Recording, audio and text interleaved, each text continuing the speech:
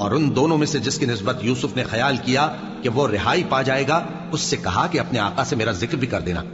फिर शैतान ने उसे उनका अपने आका से जिक्र करना भुला दिया और यूसुफ कई बरस कैद खाने ही में रहे। और बादशाह ने कहा कि मैंने ख्वाब देखा है, देखता क्या हूं कि 7 मोटी गायें हैं जिनको 7 दुबली गायें खा रही हैं, और 7 खोशे सब्ज हैं और 7 खुश्क।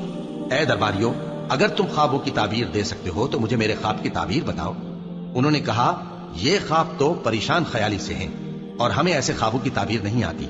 और वो शख्स जो दोनों कैदियों में से रिहाई पा गया था और जिसे मुद्दत के बाद वो बात याद आ गई, बोल उठा कि मैं आपको इसकी ताबीर ला बताता हूं, मुझे कैद खाने जाने की इजाजत दीजिए। गरज वो यूसुफ के पास आया और कहने लगा, यूसुफ, ए बड़े सच्चे यूसुफ, हमें इस ख्वाब की ताबीर बताइए कि 7 मोटी गायों को 7 दुबली गायें खा रही हैं और 7 खोशे सब्ज हैं और 7 सूखे, ताकि मैं लोगों के पास वापस जाकर ताबीर बताऊं।